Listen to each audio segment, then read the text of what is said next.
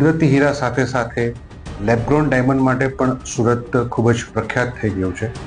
એ અનુસંધાને અનેક વેપારીઓ હાલમાં લેબગ્રોન ડાયમંડના વેપાર સાથે પણ સંકળાયેલા છે.